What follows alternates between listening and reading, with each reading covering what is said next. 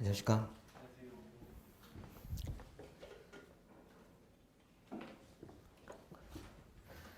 혹시 3회독 안 된 분 계세요? 표정이 2회독 이상 안 된 분 그래요? 수준을 봐야 될 것 같아서 물론 시험장에 들어갈 준비 그 정도 수준 맞춰줘야 되긴 하는데요. 앞쪽에서 어느 정도 시간을 할애할 건지 이거고요. 올해 같으면 이슈가 꽤 많죠. 특히 이슈가 꽤 많고 뭐는 꼭 나온다, 뭐는 꼭 나올 것 같다 생각하는데 실전에서는 꼭 그렇지 않은 경우도 있어요. 근데 크게 좀 국정치 파트를요.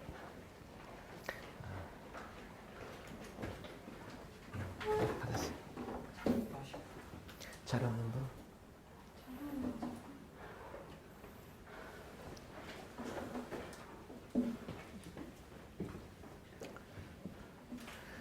이론 패러다임하고 이론, 그다음에 이슈, 그다음에 외교사 이렇게 세 파트 나왔고요. 마지막에 이제 동북아 질서 적용 이렇게 볼 거예요.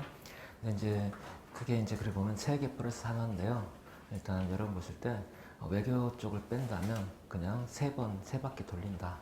이제 처음 이론과 패러다임 볼 때 봤던 걸 이슈에 적용하는 것, 그 다음에 기억나는지, 그 다음에 이제 외교사 쪽에서는 이제 그걸 가져오는 오는 쪽이다 보니까 사실 적용이라기보다는 답안지에 활용할 수 있는 것, 직접 출제된다면 적용이 되겠지만, 그 다음에 이제 거기까지 봤던 걸 종합해가지고 동북아에서 분석하고, 그 다음에 한국의 대외 전략 어디 갈 건지, 마지막에 이제 점검한다라고 보시면 돼요.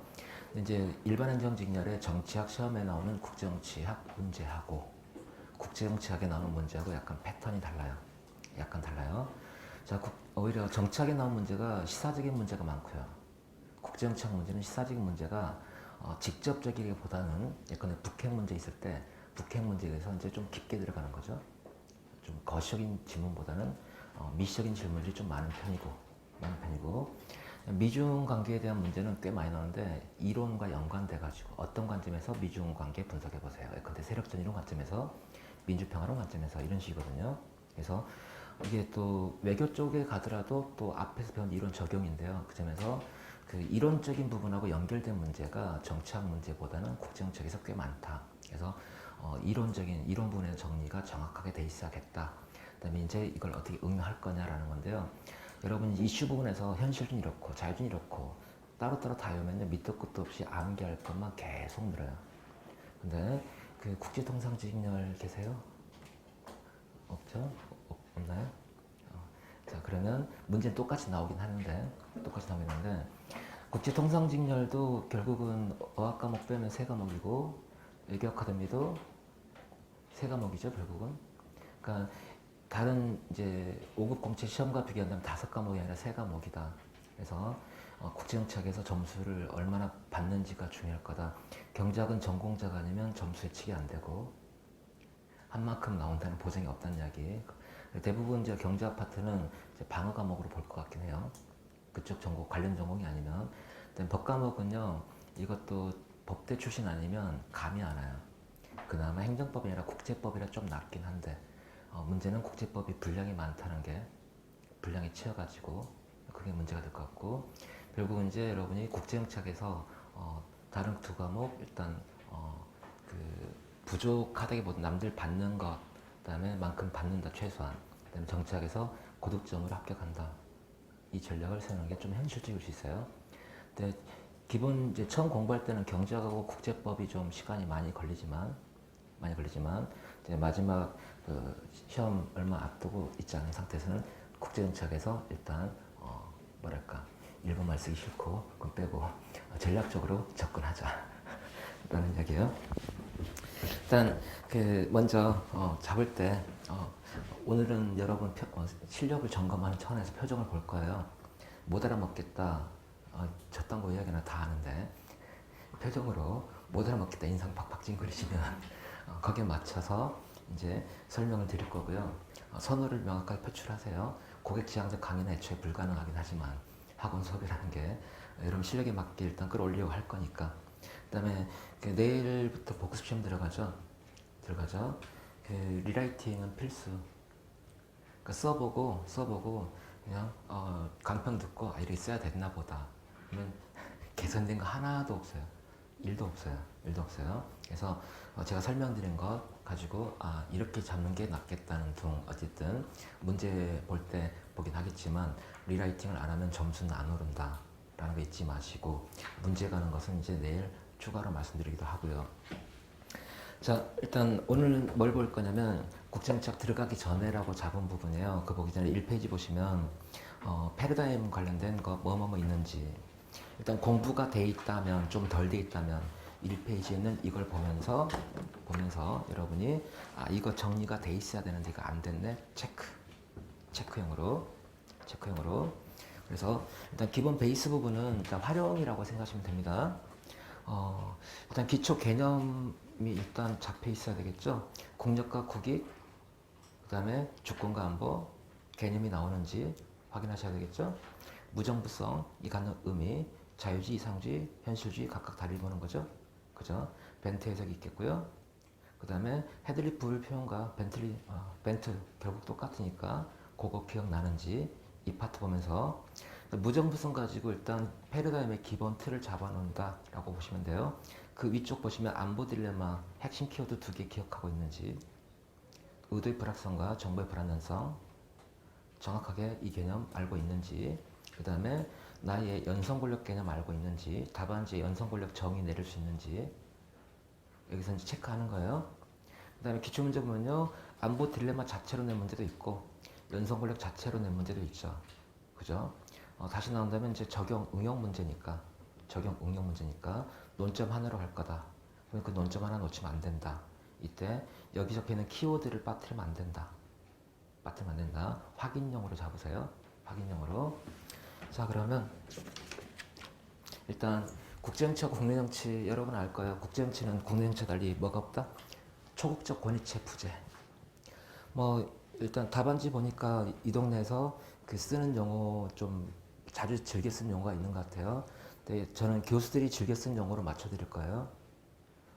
앞에 제시문 있어요. 제시문 따라가면 돼. 전제문. 근데 무정부 상태란 초국적 권위체 부재를 의미한다 라고 썼는데 굳이 중앙정부체 권위라고 단어를 바꿔 쓰지 말라는 이야기. 어떤 건지 알겠죠? 전제가 되는 문장이 있어요. 또 세계화라고 쓴 교수가 있고 지구화라고 쓴 교수인데 정치학 교수는 지구화라는 표현을 좀 더 많이 써요. 근데 전제문에 지구화는 어쩌고 저쩌고 하는데 나는 세계화는 바꾸지 마시라는 이야기. 이유가 있어요. 어쨌든 세계와 지구화는 정말 이유가 있고 세계라는 표현을 싫어하는 교수들이 있어요. 김영삼 아저씨 때문에. 굳이 지구화 글로벌리제이션이라는 단어가 있는데 세계 한글로 써놓고 영문으로 세계화라고 썼어요. 이 말 뭐죠? 신조어다. 알고 봤더니 세계 글로벌리제이션과 세계라는 표현이 똑같은 거였어. 열받아가지고 그다음부터 세계라는 표현을 안 쓰는 교수들이 많아요. 사회학과 정치학과 교수들이. 자, 그래서 무정부 상태를 초국적 권위적 부재라고 일단 계속 표현해 드릴 거예요. 그 표현을 좀 더 많이 쓰니까. 초국적 권위체가 부재한 상황이다. 이게 뭘 의미하는가라는 겁니다. 그 다음에 항상 국정치 설명드릴 때 처음 던지는 질문. 자, 국정치학 이론은 일단 대부분 미국에서 나왔어요. 미국 학자들이 대부분이죠. 망명했다 하더라도. 자, 그러면 그 중에 주류가 현실주의라는 것도 알 거예요. 그러면 현실주의 관점에서 꼭 결론 써야 되는가? 그건 아니에요. 일단 저는 분석할 때, 동북아질서 분석할 때 현실주의 관점에 분석을 많이 하지만 나이도 현실주의 가정을 깔고 들어가죠. 근데 결론은 자유적 결론 내리잖아요. 현실주의 가정과 분석 틀을 사용한다고 현실주의 결론 내려야만 하는 이유가 없어요. 두 번째, 미국에서 나온 이론들은 미국의 국익에 맞게 조언하는 거야. 미국의 애결이랑 이리 가야 된다. 존 미어샤이머는 한국의 국익, 미국의 국익 관점에서.